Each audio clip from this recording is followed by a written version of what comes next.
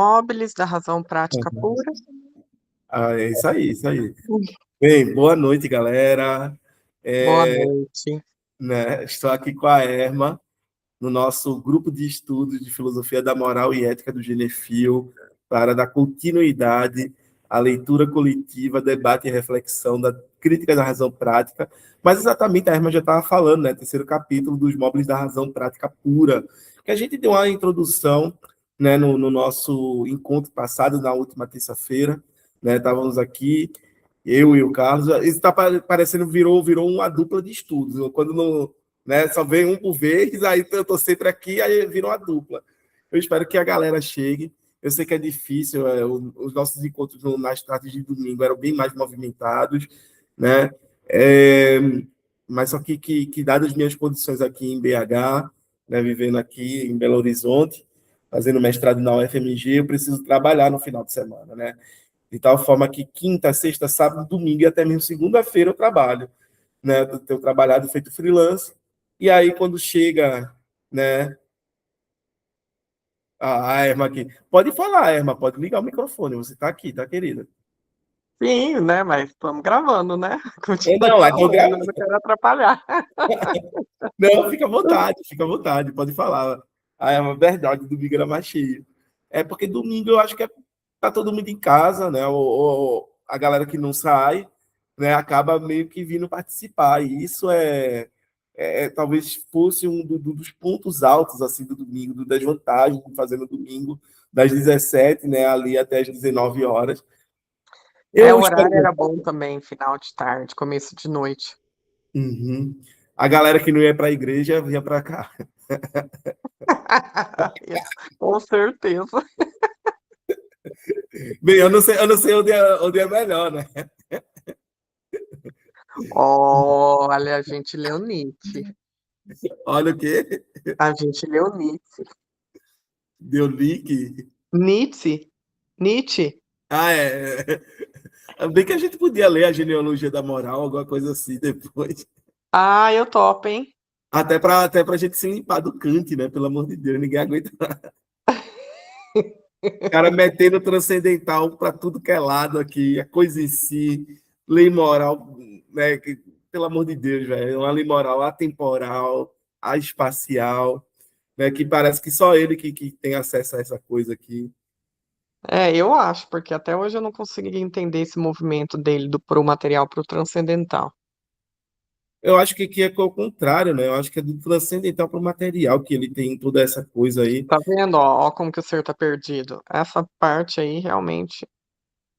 Não, e assim, a gente tem sempre um problema, que é o problema que ele vai enfrentar agora, que é exatamente de como motivar as pessoas a agir moralmente, né? Porque ele está aqui toda hora discutindo uma parte que a gente pode falar de epistemologia moral, né? De epistemologia no sentido de teoria do conhecimento moral, onde ele busca explicar de onde a gente tira o conhecimento do que é certo e errado de se fazer. De onde a gente deriva, por assim dizer, os critérios do que é certo e errado a se fazer a partir do ponto de vista moral, né? E aí, quando o Kant vai falar da questão da razão, né, que tem uma lei que a própria razão impõe para si mesma, que é essa lei moral, aí você para, meu Deus do céu, de onde ele está tirando isso? Que razão da moléstia é essa? Né? Você começa a se perguntar. Porque a razão ela seria capaz de ter acesso a um objeto que é tão objetivo quanto os objetos da matemática e da lógica, tão universal e necessário quanto esses objetos, certo? Só que ele é capaz de influenciar o meu modo de agir, influenciar as minhas decisões e comportamento. Então, nota que existe aqui uma diferença ontológica entre o objeto, né, da matemática e da lógica para o objeto da moralidade, que é a lei moral. Por quê? Porque a gente está falando de uma espécie de objeto que está diretamente conectado com o nosso agir. É um objeto que ele não só está lá no transcendental, Entendeu? Uhum. Ele serve como critério para a gente saber o que é certo e errado, do ponto de vista moral. Esse é o ponto aqui.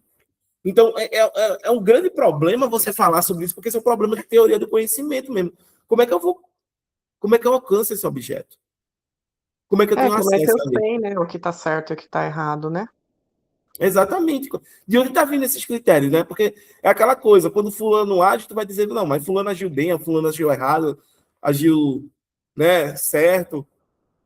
Mas por que eu estou dizendo isso? De onde vem um critério que me permite falar, né, que fulano agiu certo ou errado em determinado contexto, determinada situação? Eu tenho que ter algum, para o Kanter parecer nítido, eu tenho que ter algum fundamento.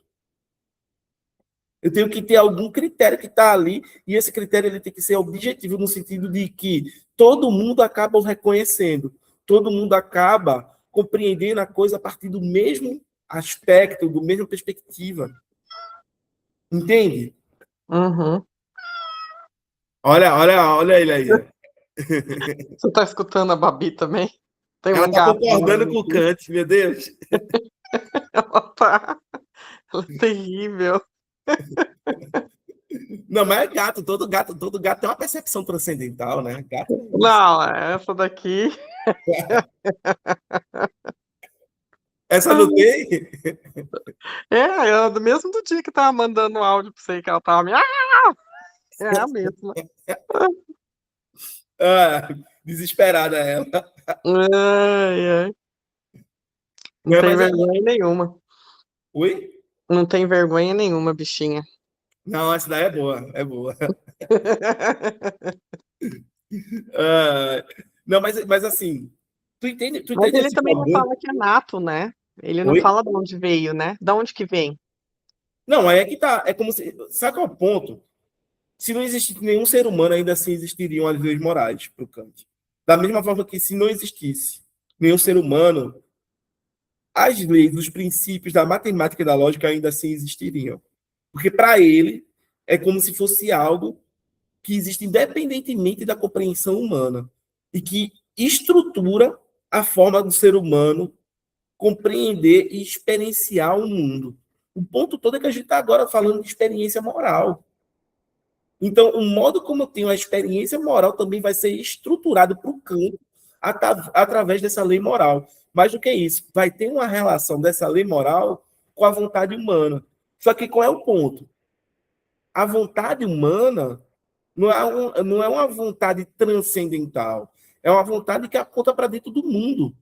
Aponta para dentro do que a gente chama de efemeridade, né? Ou contingência, Transitoriedade. né? Ou contingência também, né? A demanda Exatamente. ali.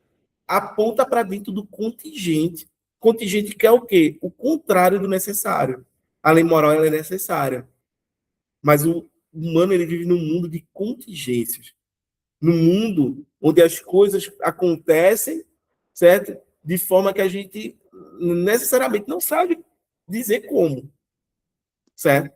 Principalmente quando a gente fala de relações interpessoais, principalmente quando a gente fala de relações morais, né? E aí é que É, tá. porque aí você também entra naquela questão se é moral e ele não vai mudar, como é que a moral mudou ao longo do tempo, né? Esse é o ponto. Porque o critério moral nunca mudou. O que é certo e errado do ponto de vista moral continua sempre sendo o mesmo. Entendeu? Uhum. E isso vai gerar né, esse problemaço.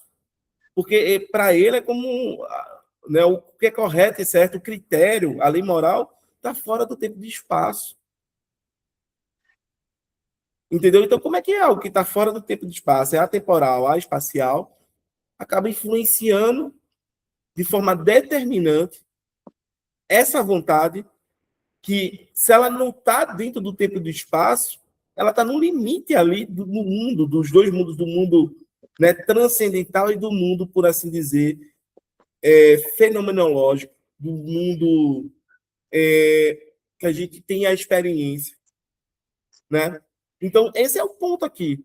Esse talvez seja a grande questão. Como é que essa vontade pode vir ser a determinada né, em um mundo de contingências, como é que ela pode vir ser determinada por algo que é necessário, que é essa lei moral? Como é que essa vontade, né, ela vai ter que lidar com as circunstâncias corriqueiras e efêmeras da vida, né, de modo necessário e universal, de modo que qualquer um no meu lugar faria o mesmo que eu, porque Se a esse gente é o pensar até a sentido. questão do corpo, né? Qualquer corpo faria a mesma coisa. Isso, né? Então a gente tem um problema aqui. Pegar um pouquinho de café, mas é um problema, entende? Um problema que o Kant ele concebe, porque ele sabe que muitas vezes a gente é levado pela situação, pelo contexto, pela imediaticidade da coisa ali. E outra coisa, isso é né? Porque tipo, como é que eu vou ter tempo para raciocinar diante de algumas questões, diante de algumas situações que são imediatas, que não concede a gente essa possibilidade de parar para refletir. Você tem que dar uma resposta de imediato, quase impensada ao que o Kant vai fazer. Ou melhor, ao que a gente vai fazer, o que o Kant vai fazer, porque o sujeito é dele, né? Esse sujeito metafísico. Porque a gente desconsidera até a questão biológica, né? O instinto, por exemplo. Uhum. O instinto. Detalhe, se você, Atacar ou fugir, se comer, você enfim. agir pelo seu instinto, você está agindo errado, tá, Erna? Pelo menos do ponto de Então, vista moral. é aquela, eu tenho que passar, roubar é errado, então eu tenho que passar fome, deixar a maçã apodrecer na minha frente, mesmo que eu não tenha dinheiro. Ah, Isso seria não. Kant. Não dá, não dá. Principalmente no mundo como o nosso, que é extremamente injusto e desigual. Historicamente, né, foi formado historicamente como no nosso país através de crimes. Entendeu? Toda a grande família, né, rica hoje construiu essa riqueza com base em crimes dos seus antepassados. A gente tem que parar para É. pensar nisso.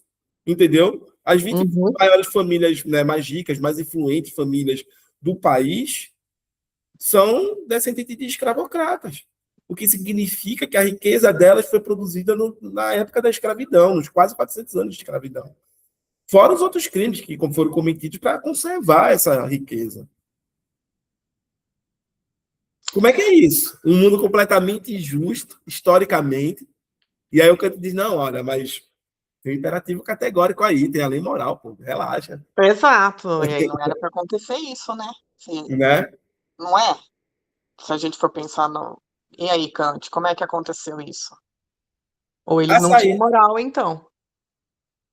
a saída do que muitos kantianos dão é dizer o seguinte: ele não está falando de como o mundo é, mas de como o mundo e as pessoas deveriam ser. Essa é a saída dos kantianos. Sim, mas deveria ser, mas eu já não venho com isso? Isso já não está transcendental? Não tem como. É isso, né? Ah, deveria ser, mas como assim deveria ser, Kant? Como assim, cara pálida? Que história é essa da carochinha? Né?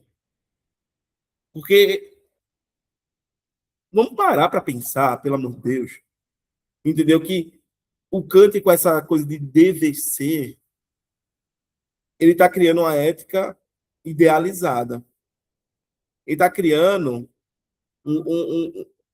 como se fosse o cúmulo, né, da perfeição moral.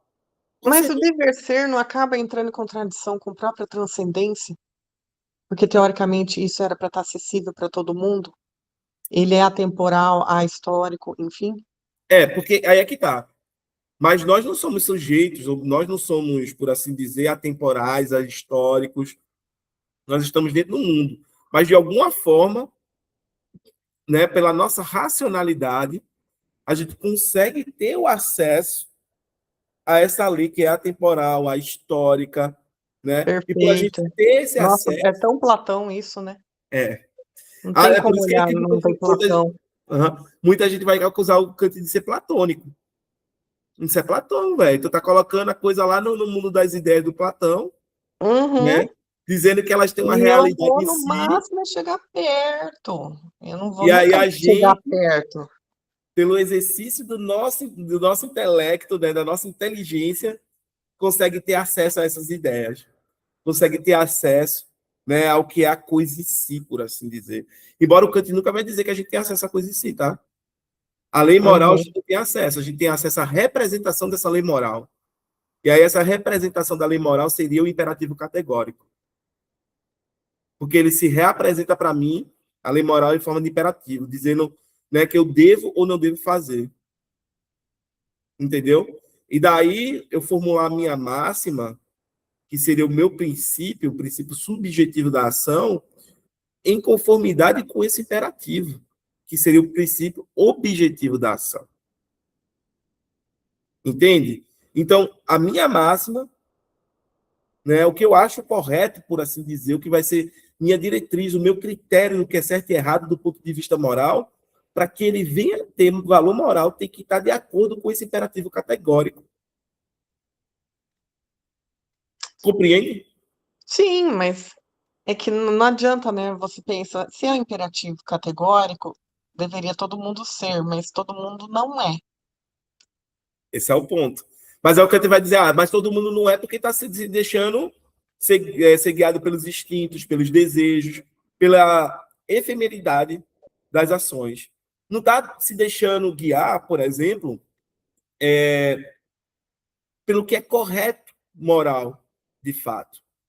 Porque o que é correto moral vai fazer com que você tome para si um grau de regularidade, né, sobre seus atos, sobre suas ações, praticamente impossível de rígido, eu posso dizer, né? Impossível da gente fazer outra coisa que não seja essa, né? Que não seja o que é correto. Só que aí é que tá.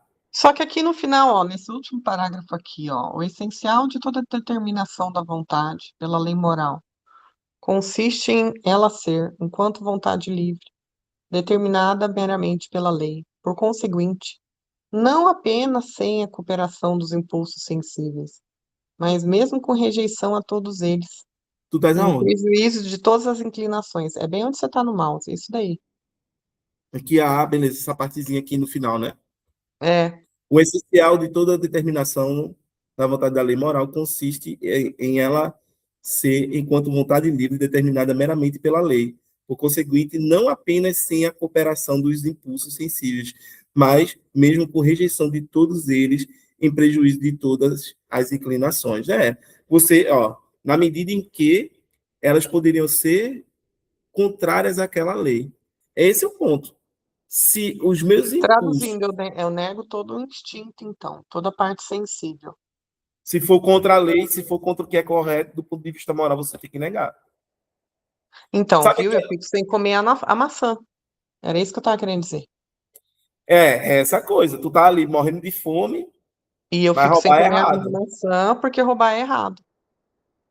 entendeu? E o cara Aham. não vai te dar a maçã, que o vendedor não. Te vira aí se tu não tem dinheiro. E aí?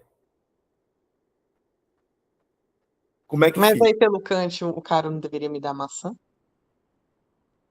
É, o correto seria ele te dar a maçã. Pelo canto seria isso. Uma pessoa que É, está necessitada, então eu tenho que ajudar. É um dever moral ajudar as pessoas necessitadas, principalmente quando eu tenho condições materiais para isso. é. Entendeu? Então, nesse caso, não é você que está agindo errado, mas sim o cara, o vendedor, o comerciante que não te dá a maçã, mesmo ele tendo condições e vendo que você está necessitado disso. É, a gente podia dar um pouco mais de Kant nesse sentido. No ensino médio. Ia ser interessante colocar nessa perspectiva do comerciante. Eu acho que assim, é porque a gente tem tanto pouco tempo, uma hora e 50 minutos, não sei quanto é aí, não, É né? isso mesmo. E 50 assim, minutos. o utilitarismo, o ensino médio entende bem, né? Aquela coisa do trem, ai, De um lado mata 5 pessoas, do outro um, né? Aqueles exemplos impossíveis Tem que a um gente meme que é usa muito aqui. massa, que o Pirrari vai, pega a linha do trem, aí conecta uma a outra. Aí Né? sim, aí sim vai colocar a frase do Gonzaguinha. Eu fico com a pureza da resposta das crianças. É. Né? Mas essa professora fala, o utilitarismo eles entendem bem. Agora, a questão que nem essa do Kant, se você der um exemplo assim, eu falo que ele fica mais acessível. Sim, sim. Assim, o grande problema, eu acho que é o modo como Kant escreve, que é barroco rococó. E aí a galera, quando vai traduzir, né, tenta sempre fazer o mais fiel possível ao que ele disse, ao modo, ao estilo da época dele. E aí, talvez o grande papel nosso, principalmente no ensino médio, se você vai trazer um texto filosófico para ser lido pela sala, é você traduzir o que o autor está dizendo para a turma. Né? Chegar para a turma e dizer, ó, Kant está falando isso daqui, certo? Pode ser que vocês não entendam na primeira vez que lê, mas se vocês lerem mais algumas vezes, vocês vão entender que ele está dizendo isso aqui, gente. Entendeu? Principalmente Olha, se eu você. gostaria de ter esperança com alguns textos assim, mas, por exemplo, Lacan, eu desisti. Não, Lacan a gente não. Lacan O é. Lacan ganhou, entendeu? O Lacan, eu olhei para ele, eu leio Eros, né? Não, Eu pelo amor de assisti Deus, Eros gente. do Assim, o Lacan, Lacan. eu quero entender porque ele escrevia daquele jeito. Porque não tem como você Gente ficar do céu. obscuro por nada, não, pelo amor de Deus. Não, ele era demais. E o Muito. sistema do texto dele é, ele vai, volta. Aí ele vai mais um pouco, volta um pouco. Aí depois ele vai mais um pouco, volta lá no começo. Esse é o problema. E aí você nunca sabe para onde ele está indo, porque ele vai e volta. É Não, Lacan é confuso. complicado. Mas foi bom você trazer Lacan, porque ele é um cara que vai criticar o sujeito, esse sujeito do Kant. Tu já reparou, né, Herman? Esse sujeito do Kant, ele parece estar em dois mundos, ele vive em dois mundos. Um mundo que é o mundo transcendental, que está ali as leis da lógica, as leis da matemática, Sim, a né? lei da perfeição, né? A lei, A né? matemática perfeita. Exato. A lei moral, né? Está ali nesse mundo transcendental, e tem um mundo fenomênico, um mundo fenomenológico, por assim dizer, né? O mundo do fenômeno ali. E nesse mundo do fenômeno é onde acontece tudo de contingente. Tu já reparou que esse sujeito kantiano está sempre entre esses dois mundos, né? É um esquizofrênico esse cara. É um Ah, eu ia fazer um esquizofrênico. comentário, mas deixa que eu assisti hoje o Oi? Nise, aquele filme Nise, sabe? Tá distante do Dentro da microfone. loucura, aquele filme Nise, aquela médica brasileira, Ah, Nise. Eu assisti hoje o filme dela, né? É, ah. Dentro da loucura. Os esquizofrênicos não eram tão doidos, não, se você for olhar. É tudo kantiano, minha gente. Não é? É, eu acho. Ai, ai. Né? Mas assim, é porque Mas realmente, se você for olhar, não tem uma conexão, não tem um elo de conexão. Um tá lá em cima e o outro tá lá embaixo, se a gente fosse colocar numa questão visual. isso, né? E aí qual é o ponto? O ponto é que o Kant, né? Ele parece não se dar conta que o sujeito dele está entre esses dois mundos, entendeu? Com leis que vêm de um mundo que é fora de onde o corpo dele, de onde, por exemplo, a parte da mente dele, da consciência dele está situada, e mais do que isso. Ele concebe que esse sujeito tem um acesso imediato a todos os estados de consciência que a sua mente pode comportar. Né? O Lacan vai ser o cara que vai criticar o Kant exatamente por isso. Ele vai dizer que o Kant não concebeu que o ser humano não tem consciência, né, da maior parte das suas decisões, porque essas decisões são tomadas de forma inconsciente. E aí ele vai fazer a crítica, né, do inconsciente, do sujeito lacaniano, dizendo que, olha, esse sujeito moral kantiano é impossível de ser realizado. A É, ação não tem moral por como, até excelência porque para kantiana, Lacan o que move é a falta, né? Então nunca vai ter como bater o Lacan com Kant. Porque a isso. psicanálise, o que move o ser humano é a falta. Então, É exatamente isso. O que move o ser humano é a falta. E aí é que tá. a gente sempre está algo faltando, a gente sempre algo incompleto, em aberto, por assim dizer. Mas mais do que isso, Emma, eu nunca vou ter plena clareza de tudo que se passa na minha mente. Eu nunca vou ter plena clareza de todas as minhas intenções, desejos, né, pulsões que acabam incidindo, que acabam influenciando no momento de eu tomar uma decisão e agir. Eu nunca vou ter isso que o Kant pede como sendo um critério para que eu venha a fazer uma ação moral. Esse é o ponto.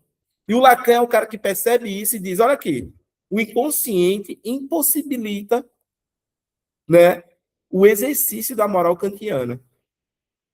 Porque eu nunca vou ter plena consciência de tudo que acaba me influenciando no momento que eu tenho que tomar uma decisão. É. Compreendes? Uhum. Sim, porque eu continuo visualizando a parte em cima e embaixo, né? A gente está embaixo no fenômeno, como você disse, e a questão moral está na transcendência. Eu diria que esse sujeito está no limite entre os dois mundos. Ele está nem em cima nem embaixo. Ele está no limite, porque ele consegue, né, pensar, né, o transcendente, ter a representação das ideias transcendentais, por assim dizer, e ao mesmo tempo atuar no mundo a partir dessas ideias transcendentais. Né? E aí eu considero ele Situações totalmente transcendentais. racional também, né? Oi? Esse ser humano é totalmente racional. Isso. E aí Ele eu. não tem nenhuma parte de irracionalidade para Kant. Não, e é outra coisa, você acaba entrando em conflito consigo mesmo, se você parar para pensar. Não é porque, tipo, se for contrário à lei moral, tu vai ter que ir contra os teus próprios instintos. Tu vai ter que ir contra os teus próprios desejos. Tuas próprias paixões, por assim dizer. Entendeu? Uhum. É um negócio, assim, bastante... que faz com que o sujeito, né, combata a si mesmo, literalmente. Ó, lógico, né? Eu disse no encontro passado que uma prova de que, para Kant, uma prova de que a gente é livre é a nossa capacidade de agir contrário aos nossos próprios instintos e aos nossos próprios desejos. A prova cabal de que a gente é livre é esta aí. Entendeu? Porque, caso contrário, eu não seria outra coisa senão escravo dos meus desejos e escravo dos meus instintos. Toda vez que eu desejasse alguma coisa, eu teria que automaticamente arrumar vias de satisfazer esse desejo. É, se eu tô só pelos instintos, mas se eu tô na moral transcendental, Se eu eu sou sinto racional, esses, na verdade, eu nem tenho, então, pelo Kant. como é que é? Pelo Kant, eu não vou nem ter, então, esses instintos. Ou, não, na verdade, ele abafa, né?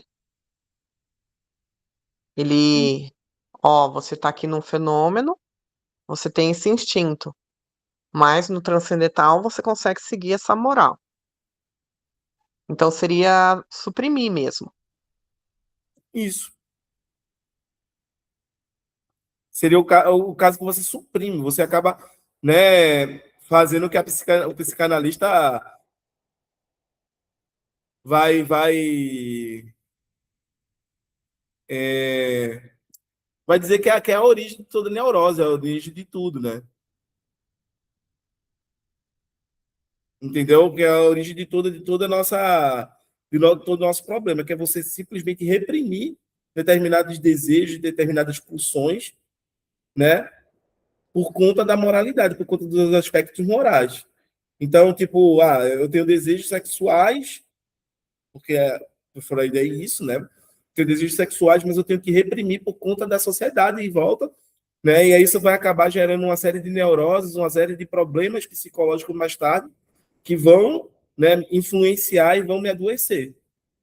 Porque quando eu acabo suprimindo, por assim dizer, o meu desejo, porque não deixa de existir, né? Ele vai para o inconsciente, ele vai começar a habitar lá. Em algum momento vai ter tanta coisa que foi suprimida, né, que vai acabar adoecendo a pessoa. Só que no Kant na época do Kant tinha essa questão do inconsciente, não tinha, né, esse conceito na época do Kant, eu tinha. Aí é que tá. Na época do Kant, tinha um Hume, a galera fala muito que o Freud buscou a noção de inconsciente no Hume, porque o Hume ele vai falar que existem processos mentais que acontecem na nossa consciência sem que a gente se dá conta dele. Existe uma série de processos mentais que ocorrem e a gente não se dá conta que estão ocorrendo na nossa consciência. O Hume é o cara que vai, por assim dizer, dar um insight para o Freud do inconsciente. É quando o Freud diz, opa, aí, ó, tem coisa aqui que acontece na gente, a gente não se dá conta. A gente precisa investigar exatamente isso daí. Né? E mais do que isso, a gente precisa arrumar vias, métodos de tornar consciente o que é inconsciente nesse sujeito, nesse ser humano. Mas o próprio Jung fala que não tem como saber, né? Porque são tantas as afecções, é afecções o termo que ele usa, né? Isso. E aí você não tem como saber. Porque seu sentido é afetado, aí você tem como saber, porque é a questão de causa e efeito. Mas aí você tem um. Não tem como eu saber todas as causas. O Yumi também tem isso. É. Não tem como eu ter consciência de todas as causas e eu também não teria, por assim dizer, consciência de todos os efeitos. De tal forma que nem sempre a gente Porque não pode senão nem seria falar o mundo seria que o mundo seria extremamente previsível. Tanto que eu lembro que ele comenta algo nessa linha. A gente não tem como saber, porque se a gente tivesse como saber, seria todo previsível. isso, isso. É, e esse é o ponto. A gente não pode nem dizer para o Hume que a mesma causa vai gerar o mesmo efeito, porque isso não é necessário. O Hume vai dizer que isso é mais um conhecimento vindo da nossa experiência, do hábito de a gente estar, né, acostumado a ver se repetir, do que necessariamente o conhecimento racional das causas. Que é o exemplo do sol, né? A gente tem Exato. certeza que o sol vai nascer, porque todos os dias o sol nasceu. E nada nos Isso garante que o sol não será nada mesmo. nos garante que o sol vai nascer. Exatamente. Exatamente. Que é a parte mais desesperadora da coisa. Você lê, meu Deus, o sol vai nascer amanhã. É, né? O fim do mundo tá sempre perto, né? Não, Como mas diz quando, o quando outro eu li isso meteoro, aí, tá aí, tá cara, vindo eu por achei, aí. eu achei tão impactante, porque você vive com essa certeza, né? Pô, pelo menos essa certeza eu tenho, o sol vai nascer amanhã. Aí chega o Rio, o cético dele vai dizer, olha, não é racional essa certeza não, velho. Não é o E Rio me não é racional. mesmo. Hã? E não é mesmo. Não é, porque a qualquer momento as leis, né, da natureza do universo podem mudar. Sei lá, um cometa, qualquer coisa pode tirar a gente de órbita, entendeu? Ou pode realocar, reconfigurar, né, as leis naturais que nos regem. Né? Fala lá na série Cosmos, né? Eu estou fazendo uma digressão muito grande, mas a gente vai voltar para o Kant. A ordem que permite a vida humana existir é uma combinação tão complexa de tantos fatores que são tão frágeis que a qualquer momento pode vir destruir a gente, entendeu? Se o Sol Sim. fosse um pouquinho mais quente ou um pouquinho mais frio, a gente não existia, o planeta não ia ter as condições adequadas para a vida humana sobreviver. Mas você sabe que os mais pessimistas da questão ambiental estão falando isso já, né? E não é de hoje.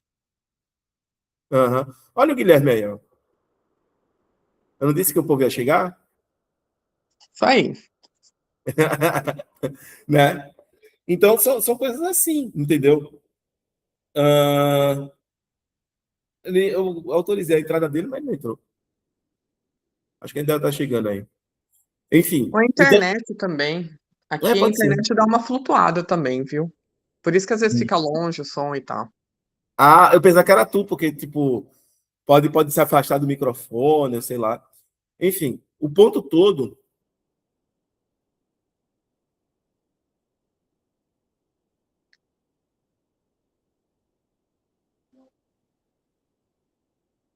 Seja bem-vindo. Arrumar uma forma. Oxente. Ah, eu, Guilherme. Arrumar uma forma de determinar. E aí, Guilherme, tudo bem, meu amigo? Boa noite, tá me escutando? O meu computador está travado aqui, mas tô tentando aqui. Acho que vai. Tudo bem? Tira a imagem. Tira o microfone, que às vezes fica melhor. O meu apareceu que você perdeu sua conexão de rede, tentando reconectar, mas eu estou falando com Na vocês. internet. O meu, eu fico sem a minha carinha por causa disso. Porque aí pelo menos eu escuto bem. Né? Aqui tá estranho. E temos um recorde, hein? Temos agora 3 pessoas, não somos mais uma dupla de estudo, somos agora um trio. Não, a Babi continua do meu lado.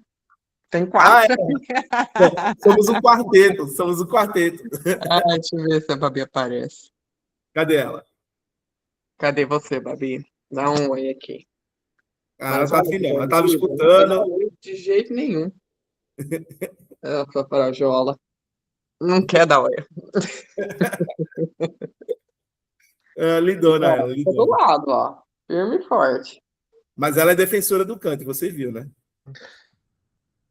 Ela é firme e forte aqui. Enquanto estiver falando aqui, ó. Eu tô achando estranho que ela tá quietinha agora. Ela tá prestando atenção mesmo. Não, detalhe, a gente criticou o Kant bastante. Será que ela está concordando? Ela está ponderando, ela está ponderando. Ai, ai, ai. Não duvide, viu? Ela tá olhando assim, ó. Minha ração é o seguinte: todo mundo tinha que me dar ração. Não tinha que ser Né? contado os meus petiscos, não. Se for pela bondade transcendental do Kant, eu tinha que ganhar tudo. Né? Tá Ah, escutando, Guilherme? Oi? Tá escutando? Tô escutando. Ah, então tá bom. Então vamos voltar pro gente, texto, então. deixa eu só sair e entrar na chamada de novo para sair. Esse aqui perdeu sua conexão de rede, tentando reconectar. Rapidão.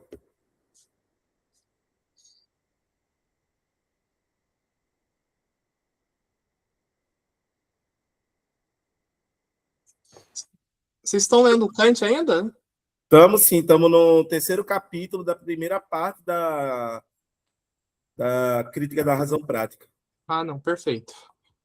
É que eu fiquei um tempo sem participar porque eu estava tentando focar e aí grupo de WhatsApp e aí eu não consigo. Era muita coisa. Aí agora eu vou voltar. Ah, beleza. O que é que eu ia dizer? Eu passei um tempo também, a gente passou um tempo sem ter o encontro, Guilherme, porque eu mudei para BH para fazer o mestrado, né, aqui, Aham. fazendo mestrado na UFMG.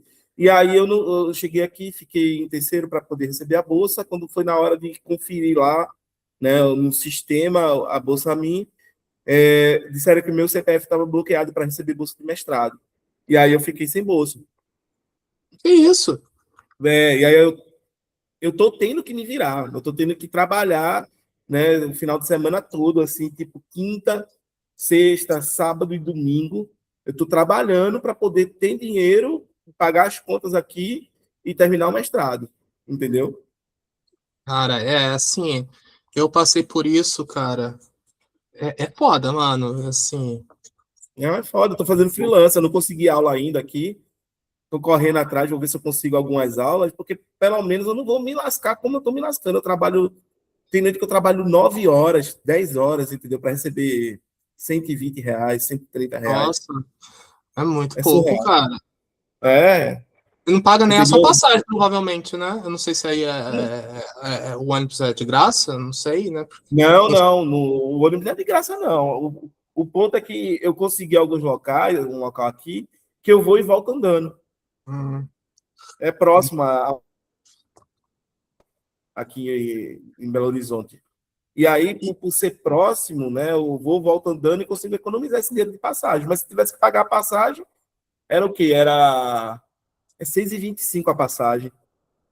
Ou nossa, seja, Entendeu? Era 125 para ir, 125 para voltar. E estudante não paga meia aqui em BH, é um negócio louco. E se você tiver que, por exemplo, descer de um ônibus para pegar outro, você tem que pagar passagem de novo, porque não tem integração em BH. Que isso? É surreal, pô. Eu fico olhando assim Não, e digo, meu irmão, velho, como é que o povo consegue viver aqui, sobreviver nesse estado, dependendo do não, transporte público, dessas coisas aqui. porque assim, São João, cara, assim, a passagem lá era baratinha. Eu pagava 4,20 na passagem, mas aí depois que eu saí de lá, o transporte público virou de graça, cara. Aí eu falei assim, todo mundo agora usa o transporte público de graça. E eu acho que BH, o tamanho que é, precisava ser assim, né? Só domingo e feriado que tem catraca livre. Aí você pode ter acesso de graça aqui. Só os domingos e feriados. Nossa, cara, é foda, mano. Mas você não consegue reaver essa bolsa, visto que você tá no terceiro lugar, é uma reivindicação sua, né? Resolvendo essa pendência no seu CPF. Eles Você estão liberou. dizendo aqui que a CAPES diz que eu já recebi 24 minutos de bolsa quando eu estava em Florianópolis, na UFSC. E foi de 2015 a 2026, 27. Né? Fevereiro de 27, eu acho. Fevereiro foi março de 27 que acabou. De 17, desculpa. 2015 a 2017. Pô, 10 anos atrás, velho. Mas foi bolsa de mestrado mesmo? Foi bolsa de mestrado. Oh, mas Entendeu? surreal, cara. Mas assim, se for assim, então quer dizer que você não pode mais ter bolsa para nada, né? Não, para mestrado não. Para doutorado eu posso. Não, mas Aí eu então. perguntei, tá, mas isso é a CAPES, porque tem outra agência de fomento, que é a FAPEMIG, que é a estadual, que a bolsa é maior, a bolsa é 3.100. Aí disseram, não, é a mesma regra. Se você recebeu da CAPES, você não pode receber mais nenhum. Eu digo, Mas aqui, você viu o regulamento interno? Pra ver. Ih, acho que caiu.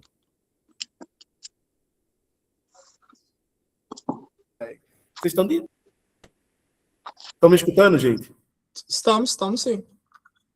Oi, Peraí que eu eu vou vou ter que sair. atender o interfone aqui, eu vou ter que sair um pouco, tá? Não vou sair Peraí, mais deixa eu cedo voltar. lá. Deixa eu sair e voltar. Espera aí, segura aí, todo mundo.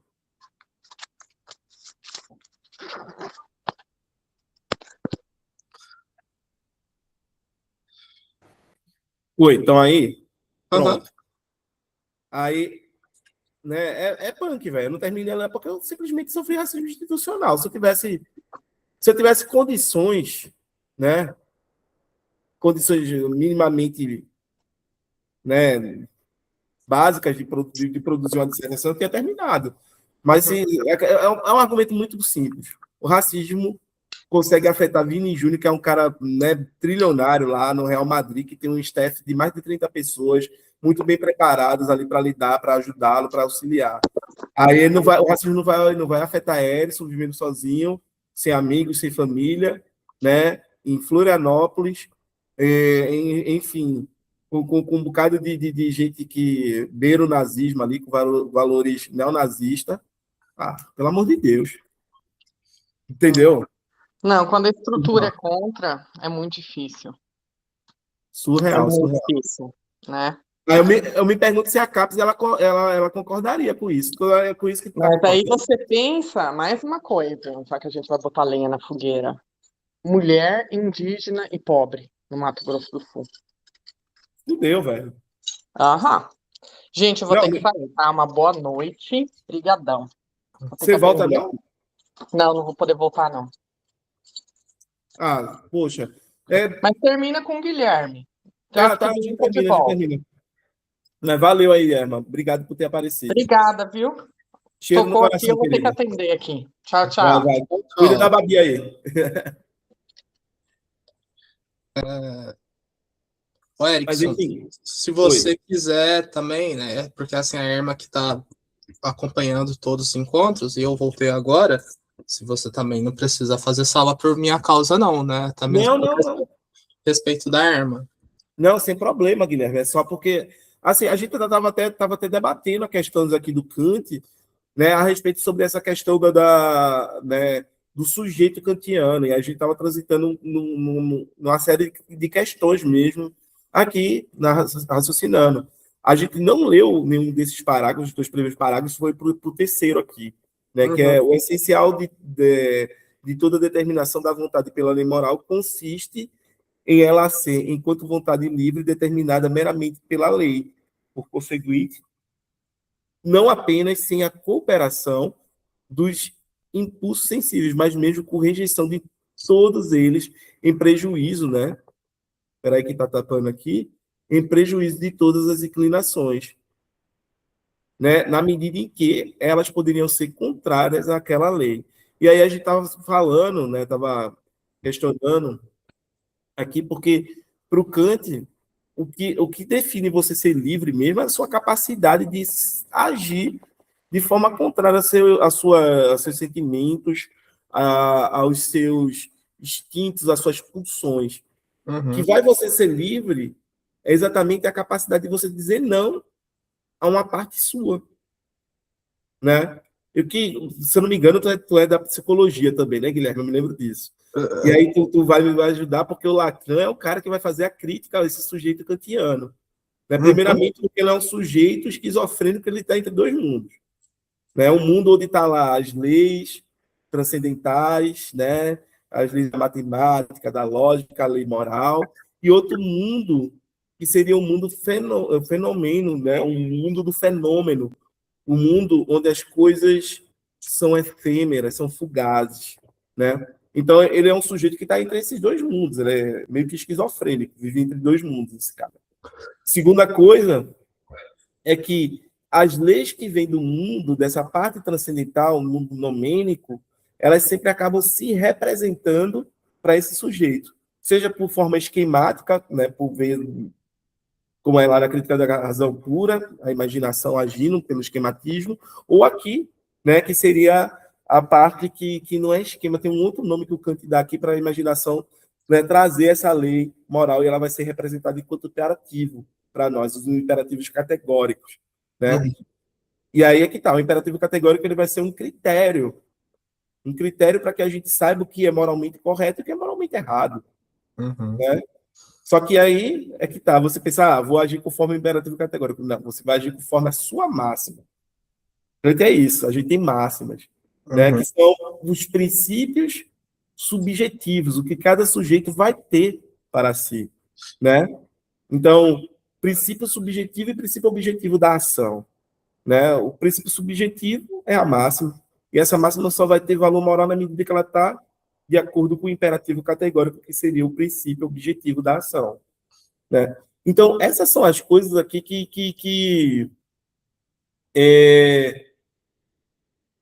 como é que eu posso dizer? Que acabam incidindo. Qual é o ponto? Qual é a crítica do Lacan aqui? Que a Hermador trouxe o Lacan, né?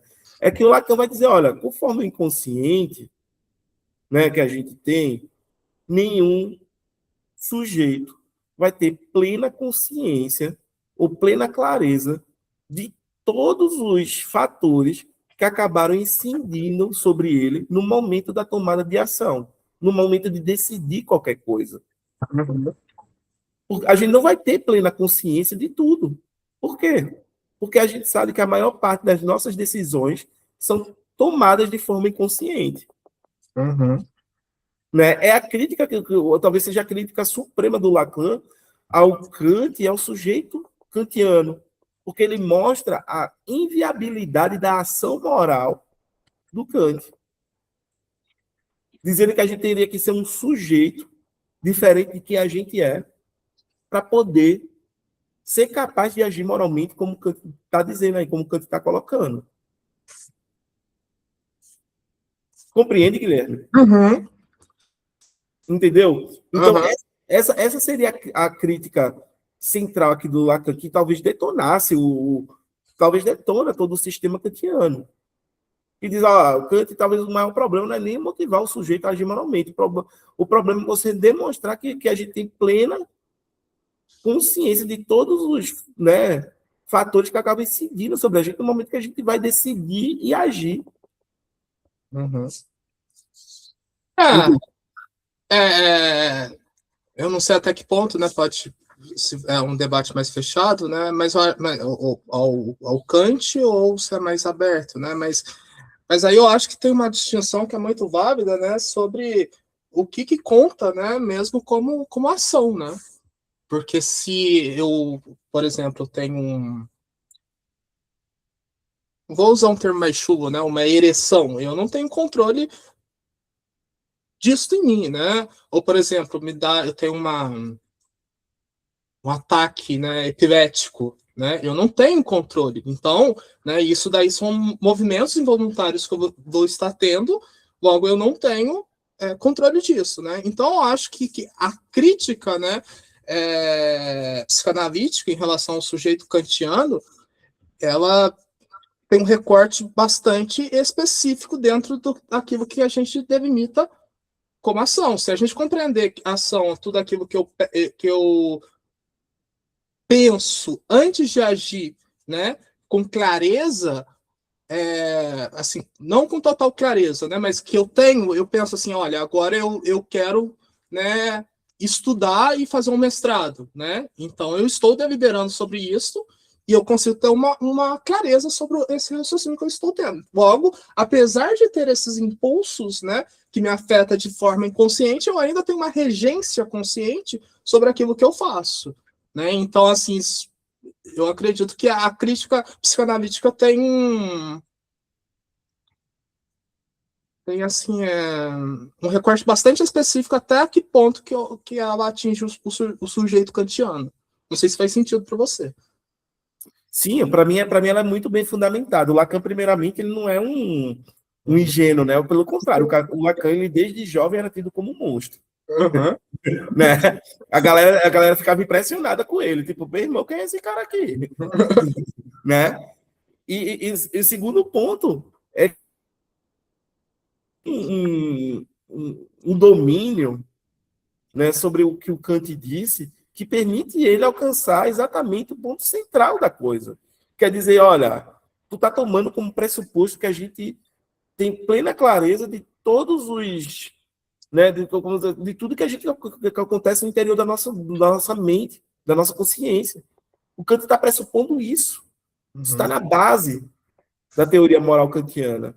E aí o que o Lacan diz? A gente não tem, porque existe o inconsciente e esse consciente atua sobre a gente de diversas formas. Ele pode ser constituído, né, por uma série de aspectos, mas é fato que existe o inconsciente.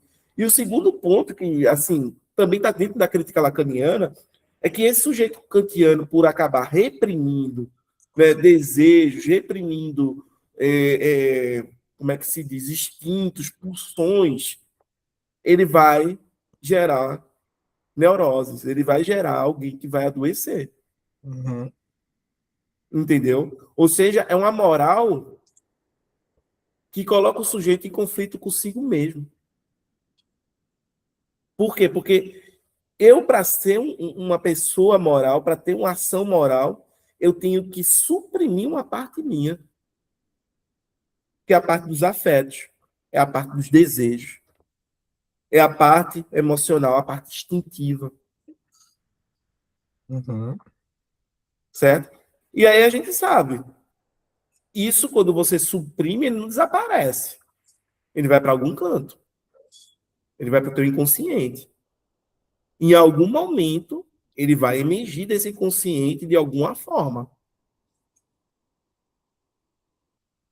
Entende? Uhum. Então, é como se a moral do Kant levasse o sujeito a adoecer. Pegou a coisa? Uhum. Mas você não acha que você está sendo um pouquinho ríspido com o Kant, ô Erickson? Você está me fazendo defender o Kant, cara. Tu vai sair em defesa do Kant? Pô, cara, aí é sacanagem. E aí? E aí? Porque, assim, eu entendo que, de uma certa forma, faz sentido, né, essa repressão que você fala do aspecto kantiano, do sujeito kantiano, só que, ao mesmo tempo, né, você tem inúmeras possibilidades de agir a partir das suas máximas.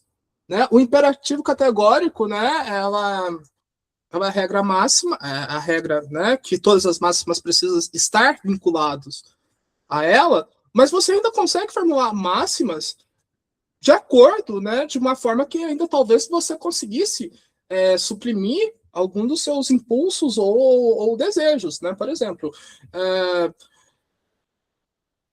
eu tenho desejos de violência, por exemplo, eu posso de agredir outras pessoas, eu posso fazer um esporte onde eu suprimo esse desejo de violência e vai ser uma boa máxima que vai estar de acordo, porque eu vou estar fazendo uma atividade esportiva e não praticando de fato uma violência, né? Então, eu acho que ainda assim esse sujeito kantiano, ele ainda tem algumas alternativas, é claro, né? Se a gente for ver mesmo, né, a base moral, né? Que assim, se a gente for ver mesmo alguns preceitos do Kant, alguns não faz tanto sentido, né? Por exemplo, tem proibição até de masturbação, né? Por exemplo, né? Então, assim, se a gente for levar ele a ferro e fogo, é lógico que talvez ele seja mais repressivo. Mas se a gente for, talvez, uma lógica mais fria, né, e talvez até algumas posturas que alguns pós-kantianos adotam, eu acho que talvez não seja tão... O sujeito kantiano não seja tão terrível. E talvez não haja uma integração muito bem formulada em relação os desejos, os afetos, né? Penso eu, pelo menos. Não, isso daí é um problema, certo? Vamos lá. Porque, primeiramente, tem essa questão que a gente colocou agora, e você saiu em defesa, fez o advogado do diabo, ou de Kant. Né? Fez o advogado do Kant aí. E o ponto todo é que o Kant, talvez, ele tenha formulado uma moral bastante rígida. Porque muita gente vai dizer, olha, mas o mundo não é assim, as coisas não são assim. Aí os kantianos não respondem de volta. Não, mas o Kant não está falando de como as coisas são, mas de como as coisas deveriam ser. Uhum. Nossa, não uma travada? As coisas deveriam ser, do ponto de vista moral. Então, o Kant não está falando do que é. Ele está falando de como as coisas deveriam ser. É a saída dos kantianos. Né? Pelo menos eu conheço os argumentos aí. São argumentos clássicos, né, utilizados pelos kantianos. E eu fico naquela, cara, qual é a possibilidade disso? Né? Para onde a gente vai? Eu compreendo, sim, que eu posso redirecionar alguns dos meus impulsos. Né? Impulsos como, por exemplo, agredir os outros fisicamente.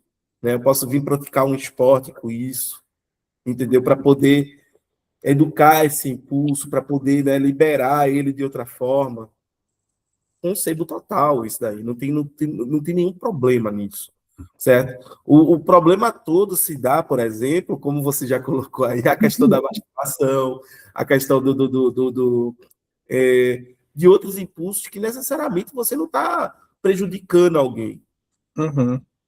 Entendeu?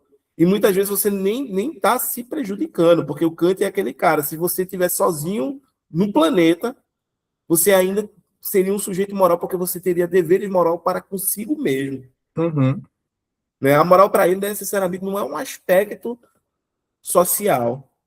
A moral para ele é uma forma de existir dentro dessa realidade, dentro do mundo.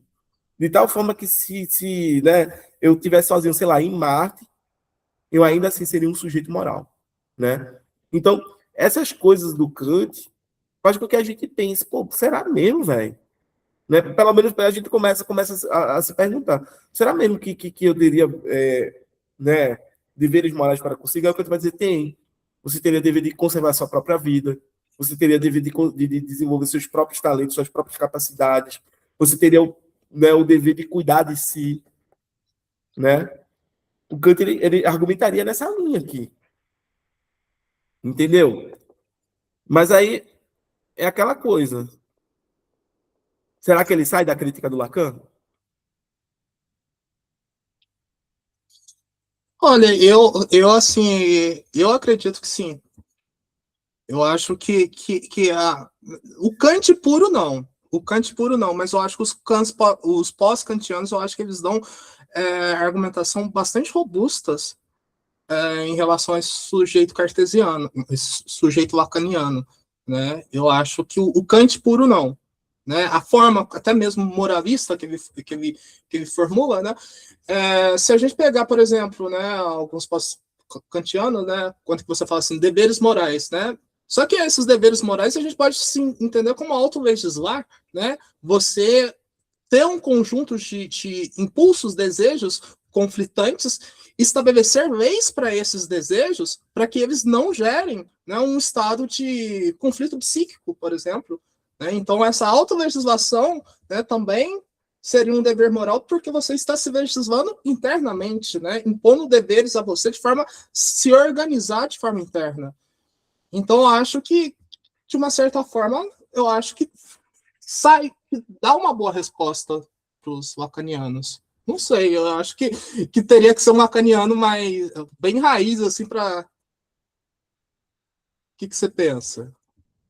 Não, eu estou pensando aqui, porque essa capacidade que a gente tem de se autodeterminar, isso é, de produzir as leis que vão, né, orientar minhas ações, limitar as minhas ações. Em outras palavras, sou eu que ponho leis para mim mesmo, né, que são as máximas, é uma característica beleza, do ser humano, é uma característica que vai levar à autonomia, é uma característica que faz com que a gente seja livre em um determinado sentido de liberdade, né, no sentido kantiano de liberdade, por assim dizer, né? Mas ainda fico pensando, é a gente mesmo que está formulando essas leis? Será que a gente tem essa capacidade de autonomia toda de decidir? Então, né? É aquela coisa, né? A gente tá entre uma forma de liberdade, libertarismo, por assim dizer, e uma forma de determinismo, né? Algumas formas de determinismo. Eu fico pensando sobre isso, é algo que de fato a gente tem que refletir sobre, né? Coisa do Kant, né? Bem, no fundo, no fim, o Kant, ele nesse capítulo, né, que é o terceiro capítulo da primeira parte, que é dos móveis da razão prática pura. E aí ele quer saber como é que a gente agora, né, esse sujeito que está dividido entre os mundos, ele vai trazer essa lei moral que é do mundo transcendental para influenciar essa vontade dele, que é essa vontade que também é influenciada por instintos, por desejos, por pulsões. Como é que essa lei vai conseguir superar os instintos e as pulsões, suprimir para poder, né, determinar a vontade do sujeito a agir? Esse daqui devia ser o ponto central desse capítulo, né? E é algo que a gente tem que parar para analisar também. Mas aí é que tá, né? Eu já vou dar spoiler, porque ele vai falar que existe um sentimento moral que vai nos colocar a agir, mas esse sentimento é um sentimento racional, que é o sentimento de respeito. É por respeito à lei que eu, né, por respeito à lei moral, à razão, que eu acabo agindo moralmente. É. Metafísica braba aqui, né, meu amigo? Guilherme, queres dar uma lida nesse primeiro Cara, o capítulo? meu computador, assim, o meu computador estragou, eu tô usando um outro computador e ele tá travando pra caramba, cara. Ele tá. Perfeito, perfeito. Ele tá travando muito, né? Eu vou dar só uma lida nele, Uhum. e aí a gente comenta e a gente pode encerrar, mas pode ser? Pode ser, fica à vontade. Se você quiser também esperar a Erma, assim, eu estou voltando hoje. Então, como eu te disse, você faz o que for melhor pro Ó, coletivo. desde a nossa volta, esse é o segundo encontro, tu acredita? Esse é o segundo encontro, é o encontro que apareceu mais gente, apareceu 3. Ao contrário do domingo, que aparecia uns 7, 8, até 10 pessoas, né? Esse aqui apareceu 3. É, mas assim, é normal, porque é terça-feira, o povo trabalha, né? E pra mim, Não é um bom horário. Não é um terça-feira bom... para mim é melhor do que o domingo, porque o domingo é muito tumultuado, mas assim, isso pro restante é ruim, né? Eu brinquei com a Erma dizendo que ó, no domingo era bom porque quem não ia para a igreja vinha para o grupo. A galera, em vez de ir para a igreja, vinha para o grupo. Agora o povo vai para a igreja e vai vir para o grupo.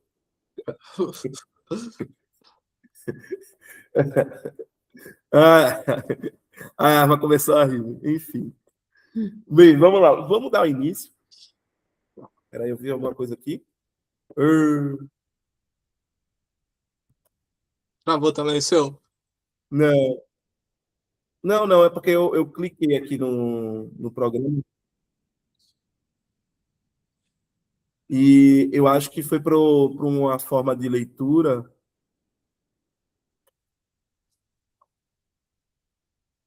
aqui. Tá aparecendo aí? Não, tá na tela de uns livros, né? A crítica da razão prática, a pedagogia do primeiro. Agora foi. Agora foi.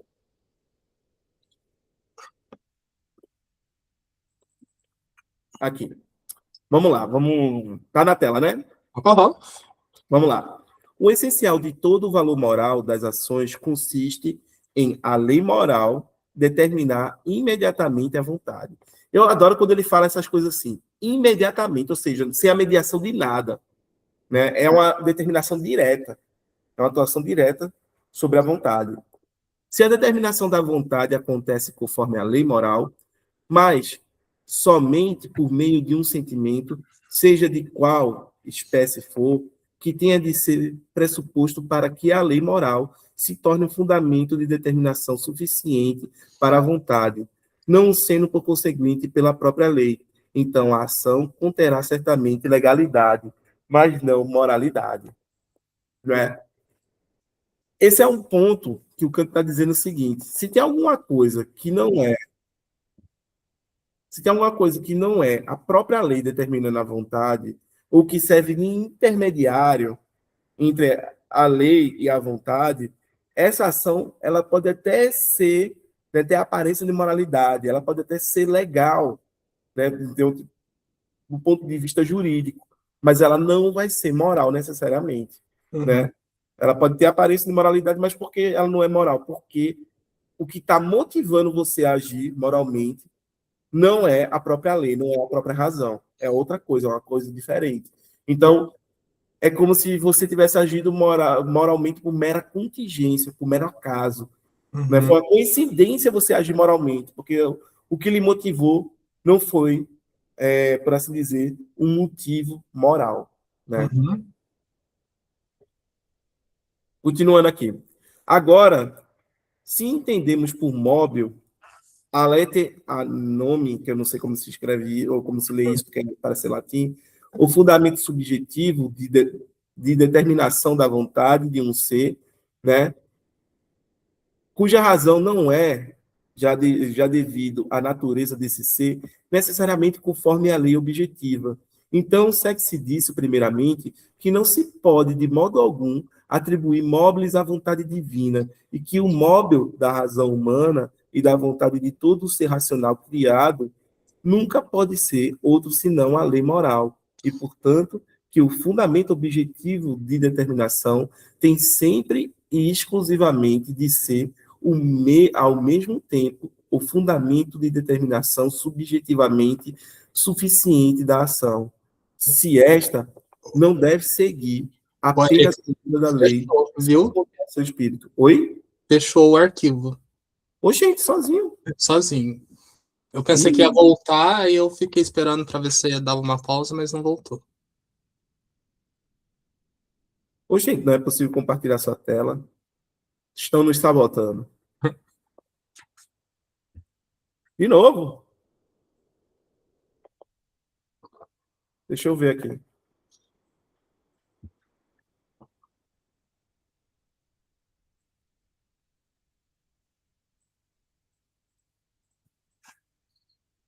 Que estranho, velho.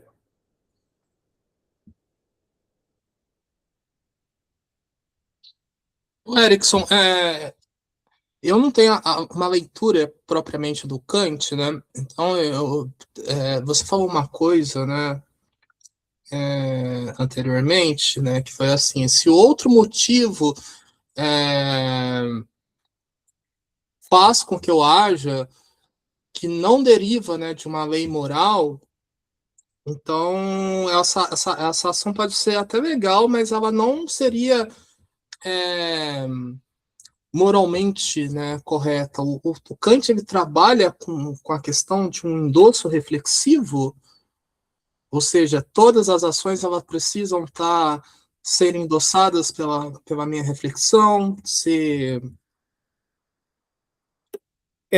No caso, as minhas ações seriam ações que, como é que eu posso dizer?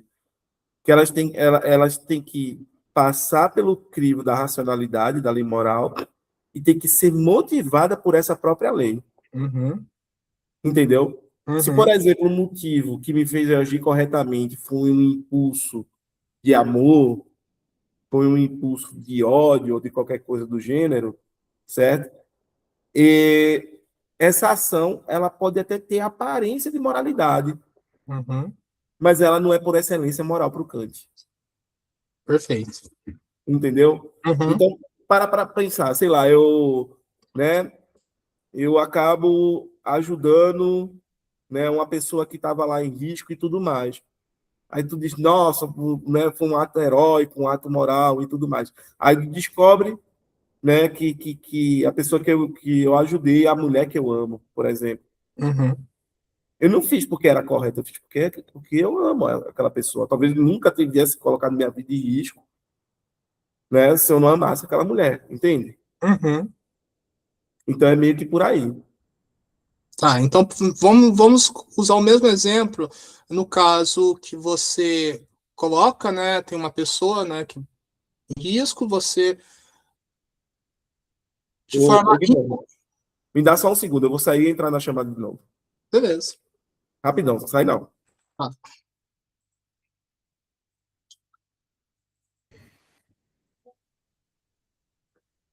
Tá com muita. Faz aí, Guilherme? E aí eu ajo, né, no impulso para salvar aquela pessoa e não reflito sobre aquela ação, né? Nesse caso, o Kant ele vai falar que esta ação, visto que não deriva de uma reflexão, ela é legal, mas não seria moralmente correta porque eu não sei por que eu estou agindo. Como que você Como é que é? vê isso? Desculpa Você vai formular só para mim. você vê uma pessoa em risco, só que você Uhum. só age para salvar essa pessoa. Você salva essa pessoa. Então essa ação, né, provavelmente é uma ação legal, né? Uhum. Só que você não refletiu sobre aquela ação que você estava realizando. Então esta ação, ela seria para o Kant moral mesmo eu não usando, né, a minha capacidade de refletir para Isso. executar essa ação. Ela seria uma ação, né, que ela só vai ter aparência de moralidade, ela não vai ser moral. Porque você tem que ter. É esse o grande problema do Kant. Você tem que ter plena, né, clareza, plena consciência de todos os fatores que incidiram sobre você para você tomar aquela decisão Uhum, e agir segundo aquela tomada de decisão. Se por algum motivo, né, o que lhe motivou a fazer foi um desejo particular, foi um afeto, entendeu? Foi um instinto, aquela ação ela não vai ser por excelência moral, ela vai ser uma ação que vai ter aparência de moralidade, ela vai ser uma ação legal do ponto de vista jurídico, mas ela uhum, não vai ser uma ação por excelência moral para o Kant, porque a ação por excelência moral para o Kant é aquela em que o sujeito decide agir moralmente, decide agir corretamente, pelo simples fato de que é correto, pelo que simples fato de ser racional, pelo simples fato de ser aquilo que a lei moral manda fazer. uhum, Compreende? uhum, perfeito. E esse talvez seja o grande problema da coisa aqui. Eu fico olhando e, cara, que punk, entendeu? Que punk que a gente tá lidando aqui, porque é um sujeito de fato idealizado, é um sujeito que parece não se pôr dentro da realidade, entendeu? Dentro do né? Por exemplo, aquele fato lá de a gente, né, dizer que, beleza, não pode mentir. Mentir do ponto de vista moral é errado. Mas aí chega um cara, né, procurando alguém que está na tua casa com a arma na mão, né, um provável assassino. E aí tu vai dizer que o cara está dentro da tua casa? Uhum. Né? Do ponto de vista racional, moral, qual é a coisa certa a se fazer? Obviamente que a gente está pensando em situações limite, situações que a gente não passa por elas no nosso cotidiano. Né? Não é todo dia que isso vai acontecer, não é com todo mundo que isso vai acontecer, mas se vier a acontecer, né? O que é o correto a fazer? Uhum. Entendeu? Então é algo assim que a gente tem que parar mesmo para analisar, tem que parar para refletir. Para o Kant, detalhe, o Kant espera o cara que escreveu essa carta fazendo essa pergunta morrer para depois responder, tá? Safadeza. Safadeza. Agora que o cara morreu, né? Eu posso responder porque vai continuar o debate. Será que Né? essa ação foi moralmente correta? Deus sabe, eu sei. Né? Mas o ponto é o seguinte, né? É que o Kant, a resposta dele é que você tem que falar a verdade, porque imagina que a pessoa viu, né, que o assassino estava atrás dela, pulou por uma janela e o assassino indo embora, encontra essa pessoa fugindo e vai e mata. O Kant levanta essa hipótese também, né? Não é trouxa, não é besta, né? Ele diz, não, vai que você mente. Agora, se você fala a verdade, a pessoa que viu já pulou pela janela, o assassino entrou na sua casa, não encontrou, né? Pensa que ela fugiu e vai embora. Na verdade, ela fugiu, você não, ninguém morreu. Você não mentiu, não agiu moralmente errado, não agiu contra o dever, e a pessoa não foi assassinada. Entende? Uhum. É problemático, né, essas questões nele. Uhum. Tá aparecendo aí na tela, né? Ah, tá sim. Ah, beleza, beleza. Era só para saber, porque eu estou usando um outro modo de reprodução de tela aqui, que é o modo que mostra a tela. Eu não consigo ver o que está acontecendo aí. Quando minimiza que eu vejo a coisa. Mas esse é o ponto, tá? Esse talvez seja o ponto aqui. Vamos só ler mais um parágrafo aqui. Uhum. Assim, visto que em função da lei moral e para lhe proporcionar influência sobre a vontade, não se tem de buscar nenhum outro móvel com o qual se poderia dispensar aquele móvel da lei moral, pois tudo isso provocaria pura hipocrisia, sem consistência, sendo até mesmo arriscado deixar alguns outros móveis, como aqueles da vantagem corpórea, cooperarem com a lei moral. Mesmo que apenas ao seu lado, nada nos resta senão determinar cuidadosamente de que modo a lei moral se torna móvel e, quando ela o é, o que se passa com a faculdade de desejar humana, enquanto efeito daquele fundamento de determinação sobre essa lei, pois saber como uma lei pode ser por si mesma e imediatamente o fundamento de determinação da vontade, o que contudo é o essencial de tudo, de toda a moralidade, é um problema insolúvel para a razão humana e é idêntico ao problema de saber como é possível uma vontade livre. Assim, nós teremos de mostrar, a priori, não o fundamento a partir do qual a lei moral fornece por si mesma um móvel, mas antes o que ela, na medida em que é um móvel, gera, ou melhor, dizendo, tem de gerar no ânimo.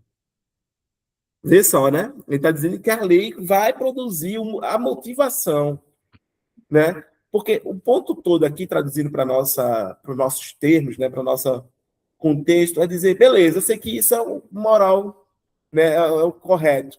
Não é mais o problema de saber o que é correto, né? O problema agora é saber por que eu quero agir moral. moralmente? O que é que me motiva? O que é que me faz querer agir moralmente? Uhum. Né? Se lembre que, para Sócrates, lá, né, na República, o problema é puramente epistemológico, porque Sócrates ele concebe que uma vez que o ser humano saiba o que é o bom, né, saiba o que é correto do ponto de vista moral, ele não vai querer outra coisa a não ser aquilo. Agora a gente tem um outro problema, um problema que não é dos antigos, que não é dos gregos. É o problema da motivação moral. Né? Que, se um é da metaética, a epistemologia moral, esse problema aqui é o problema da psicologia moral. Porque o que é que me faz agora querer? Né? Na metaética, o que me faz agora querer agir moralmente? Eu já sei o que é correto. Eu já entendo o que é a lei moral. Eu sei o que é imperativo categórico. Eu sei formular uma massa. Uhum. Mas por que eu quero agir moralmente? Entendeu? E mais do que isso. Por que o que vai me motivar a agir moralmente tem que ser um móvel, né, da razão? Por que eu não posso agir moralmente tendo outros desejos, outros interesses, por assim dizer, né? O comerciante que vende ao preço justo para uma criança ou para alguém que não tem consciência do verdadeiro valor do produto, ele vai ainda assim vai lá e não se aproveita, não aumenta o valor, deixa lá no mesmo preço. Esse comerciante, ele pode estar fazendo isso porque é correto, ou ele pode estar fazendo porque ele quer ter uma boa reputação, Uhum. né? Quer dizer que todo mundo, pô, esse cara é honesto, pô, olha, ele não está nem cobrando a mais para alguém que nem tem consciência de quanto é o verdadeiro valor do produto, né? O verdadeiro preço do produto. Então, isso daqui traz o quê? Traz a noção de que existem vários motivos, né, que nos levam a agir moralmente. O ponto todo do Kant ele vai dizer o seguinte: mas o motivo que vai te levar a agir moralmente, ele também tem que ser um motivo moral.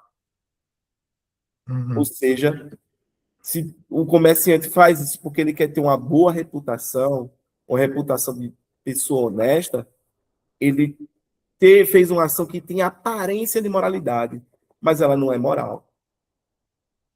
Né? E aí o outro ponto aqui, que o Kant ele vai destacar nessa passagem, é exatamente a questão, né? A questão de como pode essa lei determinar diretamente a vontade. Determinar a vontade de forma imediata, como está sendo colocado aqui.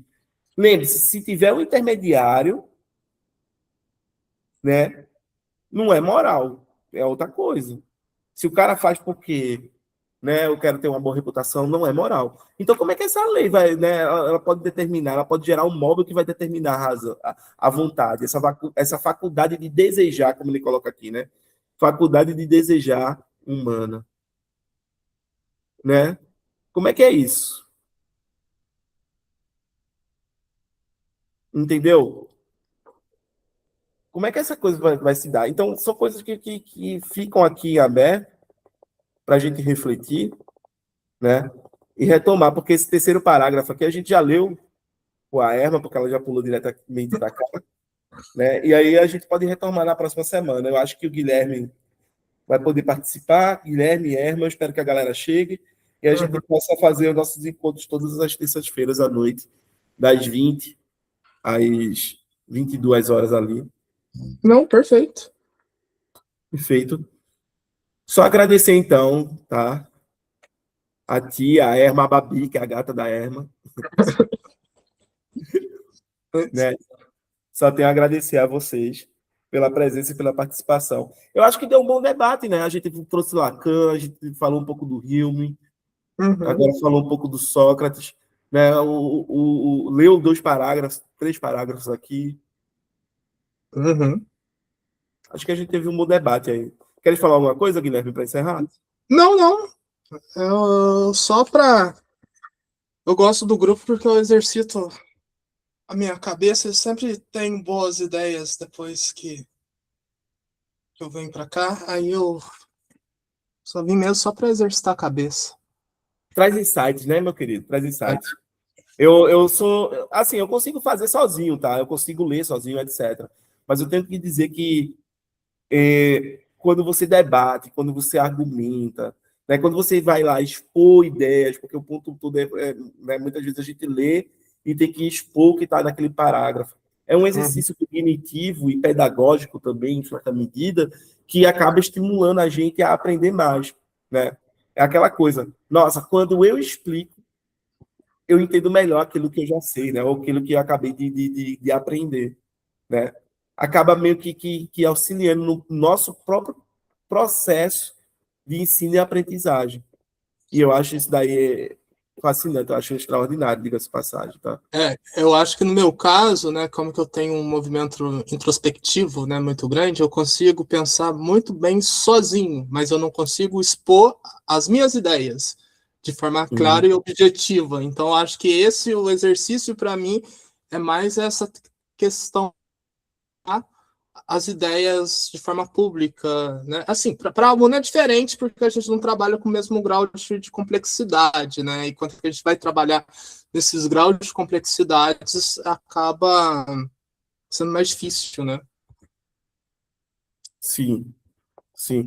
É, é porque, assim, aluno de ensino médio, velho, ele tá aprendendo muito, ele tá ainda mais no Brasil, né? Porque é o primeiro contato que ele tá tendo com a filosofia. Ele não tem a base de leitura que a gente tem. Ele não sabe que quando o Kant, por exemplo, está falando de causa e efeito, né, ele está debatendo com o Hume, né, ele não tem consciência de uma série de fatores do debate filosófico que a gente já tem. Né? Agora, quando chega na Uhum, universidade, já é melhor, até mesmo na graduação, porque os caras já estão, vamos dizer assim, mais treinados, já leram um pouquinho mais e tudo mais. E na pós-graduação a coisa melhora de vez, né? Porque pelo menos dentro da universidade pública, assim como a UFMG, a Federal de Pernambuco, né, até mesmo na UFES, que a galera lê mesmo, a galera já, ninguém chega despreparado, não tem gente ruim né, na pós-graduação. Os alunos e os professores, eles sabem do que estão falando, né, e quando vão para as aulas ou quando vão para algum congresso, evento, apresentar trabalho, chegam bem preparados, normalmente, né, fazer o dever de casa bem feito, uhum. como se diz. Você faz o seu mestrado na área de ética? Você já tinha me falado, mas eu não me recordo, porque você iniciou um com Fanon, né? Mas agora da UFMG eu não lembro o Não, que... o antigo que eu fiz foi com o David Hume, que era a questão do, né, do qual o papel da razão na filosofia moral do David Hume. E, né, eu não consegui concluir, dado aquilo que a gente conversou mais cedo. E agora eu estou, né, trabalhando a questão a partir do Francis Fanon, mas é um outro problema que é o status ontológico do sujeito colonizado a partir da apropriação crítica que o Francis Fanon faz da dialética do reconhecimento do Hegel. Uhum, Então, estou trabalhando esse ponto aí, e é muito interessante porque tem uma série de implicações. O Fanon é um cara que escreve filosoficamente, pressupondo que você já tem consciência de todo o debate que ele está inserido. Então, assim, é instigante, né? E ao mesmo tempo é desafiador, porque você tem que estudar muito para reconstruir a linha do raciocínio e entender o que o Fanon quer dizer. Hoje mesmo eu estava aqui a voltas com um colega sobre o que o Fanon queria dizer sobre a zona do não ser com o Sartre, né? Ou com a zona do não ser. E ele vai dizer que essa zona do não ser veio de Sartre, não veio necessariamente de Hegel, né? E porque o Sartre ele vai ter aquela coisa de falar sobre a questão de tipo a existência antecede a essência. Então a gente primeiro existe para depois ter uma essência, para depois se definir, ganhar identidade, né? uhum. E o Fanon ele vai dizer que a gente, né, que a gente é empurrado para a zona do não ser, pessoas negras, né? Por conta que a gente não vai ter um reconhecimento humano pelos outros, no caso, pelos senhores que seriam, né, as pessoas brancas, europeias e etc. E aí ele vai falar sobre essa questão do colonizador e de como essa colonização ela não é apenas geográfica, econômica, material, mas ela é uma colonização que povoa a subjetividade do indivíduo de tal modo a moldar a sua ontologia, de tal modo a moldar a sua existência, né? Então é bem por aí que o Fanon vai, e aí ele vai falar da questão da linguagem, né? Toda aquela discussão com o Merleau-Ponty sobre a linguagem. Então isso tudo é bem interessante. Ele vai assim, ele vai dialogando com uma série de pensadores que fazem parte do cânone, né? Sartre, Fanon, Hegel, o Nietzsche. Ele vai dialogando com uma série de pensadores que são extremamente Só gente fácil, importantes. né? Só gente fácil, né? Que dialoga, né? Ele discute com Lacan, com Freud e com Jung, cara, no capítulo, que é um negócio louco. Ele pega a noção do inconsciente coletivo do Jung e vai debater com ela. Isso é pesado, cara. Sim. Não, é. E ainda mais sem bolsa, né? Desenvolver esse projeto aí de mestrado, fôlego, cara. É um desafio em tanto, né? Mas é aquela coisa. É o primeiro projeto de mestrado em Franz Fanon que a UFMG aprovou. O Departamento de Filosofia, a pós-graduação da UFMG aprovou. E fizeram isso. Mas, assim, é um marco, né? É um marco porque vou fazer, vou defender. E quando tiver lá na dissertação, vou dizer, olha, esse projeto não foi financiado nem pela CAPES, não sei o quê, não sei o quê. Vou explicar toda a história e vai estar lá na dissertação. Vai ficar para sempre marcado. E faz muito. Eu fiz isso na minha dissertação. Eu fiz um. Aquela parte lá que a gente fala, eu falei algumas coisas que tava meio. Que eu acho que precisa denunciar, saca? Porque muita coisa da universidade passa abatida, né? Fala assim, nossa, porque é muito plural, muito não sei o quê, e quanto que, na verdade, você sabe quanto que você é de uma. Tem alguma característica diferente, né, fora do padrão, seja mãe solteira, seja a sua cor, ou outra característica, né? Você vai ser nordestino, periférico, né? Nordestino da periferia. Isso tudo acaba trazendo esses problemas aí, né? E a galera acha que não, mas foi o que eu disse, né? Se afeta Vini Júnior, velho, não vai afetar Erisson. Né? Bem, cara, foi um prazer. Se cuida, cheiro no coração. Até a próxima semana. Amanhã a gente tem encontro do Grupo Franz Fanon, tá? Amanhã, das 8 às 22 horas. Amanhã eu não consigo, porque amanhã eu atendo à Beleza? noite. Aí eu não consigo. Mas aí eu passo lá. Se der, eu passo lá. Fechou? Vai ser um prazer, meu querido. Vai ser um prazer. Semana que vem, Erickson. Se cuida aí, tá? Fechou. Até mais aí. Até. Valeu, galera. Um abraço. Cheiro no coração.